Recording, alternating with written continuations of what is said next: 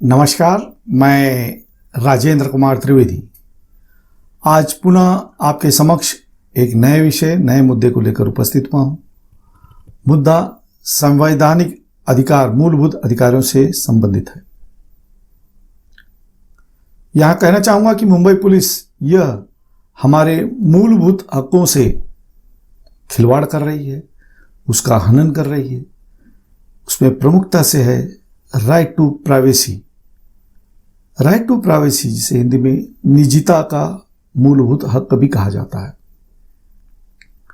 वैसे तो संविधान में राइट टू प्राइवेसी के बारे में खुलकर कहीं भी स्पष्ट विशेष उल्लेख नहीं है, फिर भी राइट टू प्राइवेसी यह हमारा एक मूलभूत हक है। यह इस बारे में मैं आपको कुछ तथ्य आपके सामने रखना चाहता हूं। आज से कुछ वर्ष पहले, यानी काफी वर्षों पहले, MP Sharma versus Union of India, Dalmia group of companies, इन्होंने एक पीआईएल दाखिल की थी, याचिका दाखिल की थी सुप्रीम कोर्ट में, जिसमें कि 8 जजेस की बेंच गठित की गई थी। और उसी तरह Kharak Singh versus state of UP एक राइट टू प्राइवेसी को लेकर याचिका दाखिल की गई थी, जिसमें 6 जजों की एक गठन किया गया था, बेंच गठित की गई थी। इन दोनों बेंचों ने राइट टू प्राइवेसी का प्रावधान फंडामेंटल राइट्स में कहीं नहीं, ऐसा कहकर नकार दिया था। आगे चलकर R Rajagopal versus Union of India, इन्होंने सर्वोच्च न्यायालय में याचिका दाखिल की थी राइट टू प्राइवेसी को लेकर, जिसे सर्वोच्च न्यायालय ने मान्यता दी। फिर उसके बाद PUCL versus Union of India, इन्होंने राइट टू प्राइवेसी को लेकर एक याचिका दाखिल की थी, जिस याचिका को लेकर जिसमें हमारे पूर्व प्रधानमंत्री चंद्रशेखर जी ने टेलीफोन टेपिंग को लेकर कुछ मुद्दे उपस्थित किए थे, और जिसके चलते Indian telegraphic act section 5 subsection 2 के प्रावधान के बारे में उन्होंने काफ़ी मुद्दे उपस्थित किए थे, जिसको चलते सुप्रीम कोर्ट ने राइट टू प्राइवेसी को मान्यता दी। और इंडियन टेलीग्राफिक एक्ट 5(2) के संदर्भ में जो निर्देश दिए, उसके चलते आगे चलकर इंडियन टेलीग्राफिक रूल 419 सबसेक्शन ए के तहत कुछ संशोधन किए गए। इस संशोधन के चलते 5(2) इंडियन टेलीग्राफिक एक्ट 5(2) के तहत कोई भी टेलीफोन टेपिंग या उसके डाटा रिकवरी या डाटा लेने के बारे में प्रावधान किए गए, सुधारणा किए गए, संशोधन किए गए, जिसके चलते यूनियन चीफ सेक्रेटरी या राज्य में स्टेट चीफ सेक्रेटरी ये इस तरह के टेपिंग या रिकॉर्ड्स के लिए अनुमति दे सकते हैं, तभी ये किया जा सकता है, अन्यथा इसे राइट टू प्राइवेसी में दखल कहा जाएगा। इसके बाद में जब आधार कार्ड का विषय आया, आधार कार्ड के समय जब हमारे डाटा कलेक्ट किए जाने लग गए, फिजिकल डाटा, बायोलॉजिकल डाटा सब कलेक्ट किए जा रहे थे, उस समय तमिलनाडु के जो जज थे, रिटायर्ड जज श्री के.एस. पुट्टास्वामी जी ने एक याचिका दाखिल की थी, और उस याचिका 494/2014 के तहत उनकी जो याचिका थी, उसका निर्णय 24 अगस्त 2017 में 9 जजेज की बेंच गठित कर दिया गया था, जिसमें उन्होंने राइट टू प्राइवेसी को फंडामेंटल राइट्स मान्यता दी।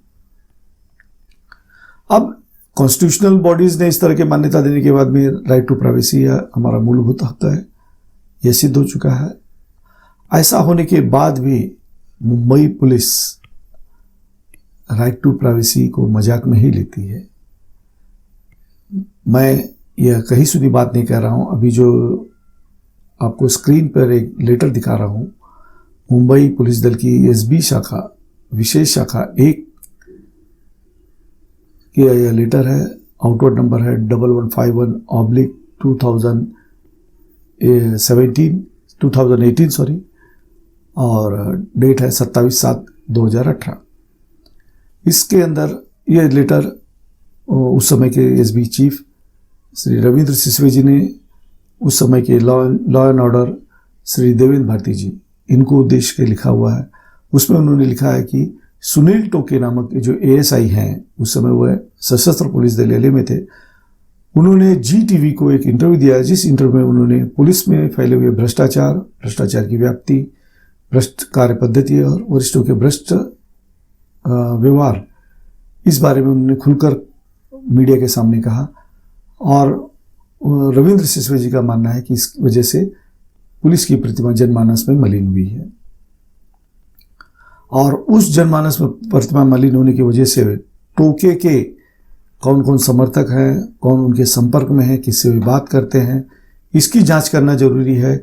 और इसलिए उन्होंने सुनील टोके के सीडीआर वरिष्ठ के कहने पर, आदेश पर मंगवाया, ऐसा उस पत्र में लिखा हुआ। अरे भाई, सुनील टोके के भ्रष्टाचार के बारे में बोलने से प्रतिमा मलिन नहीं होती। प्रतिमा मलिन हुई है आप लोगों की भ्रष्ट कार्य पद्धति और भ्रष्टाचार की वजह से। और यदि आपको लगता है सुनील टोके ने गलत कहा है तो सिविल कंडक्ट रूल के तहत उसके ऊपर आप कार्रवाई कर सकते हैं, उसे अपने बचाव की संधि देना चाहिए, न कि उसके ऊपर सर्वेलेंस बिठा दो, उसके फंडामेंटल राइट्स सब छीन लिए जाए। यह अधिकार आपको किसने दिया? और यहीं आप नहीं रुके, उसके बाद सुनील टोके जिन जिन लोगों से बात किया है, जिन जिन के नंबर उसके फोन पे आए, उन सबके भी नंबर आपने मंगवा लिए। यानी पूरे मुंबई पुलिस के नंबर आपने मंगवाए क्या सीडीआर में? और कोई काम धंधा नहीं रहा आपके पास? अरे आपको अपने भ्रष्टाचार को छुपाना, छुपाइए, उससे कोई लेना देना नहीं, लेकिन किसी के मूलभूत हकों के साथ ना खिलवाड़ करें ना आप। आनंदा रामचंद्र सावंत, हवलदार एलए, उसके भी आपने सीडीआर मंगा लिए, मेरे भी सीडीआर मंगा लिए, सबके सीडीआर। राजेंद्र त्रिवेदी ने साल में 25 बार सुनील टोके से बात किया। अरे भाई, मेरा कांस्टेबल है, मैं बात नहीं करूंगा तो कौन करेगा? और किया तो क्या गुनाह किया? वो जो पुलिस दल में कार्यरत है, इसका मतलब वो प्रामाणिक है, तभी तो पुलिस दल में है, अन्यथा वो क्या कर रहा है पुलिस दल में? और किसी भी हालत में आप किसी के भी जो फंडामेंटल राइट्स है उससे खिलवाड़ नहीं कर सकते। मेरी माननीय मुख्यमंत्री श्री उद्धव जी ठाकरे जी से विनती है कि इस तरह के टेपिंग, डाटा कलेक्शन, इसको बंद कराएं। इसके पहले भी आपके वरिष्ठ अधिकारियों पर आरोप हो चुके हैं, गुने दाखिल हो चुके हैं, और कितनी बदनामी करवाएंगे पुलिस खाते की। वलसे पाटिल जी, आप शांत रहते हैं, बहुत अच्छा है, लेकिन ये कार्रवाइयां करें, पता लगाएं कौन कर रहा है इसको।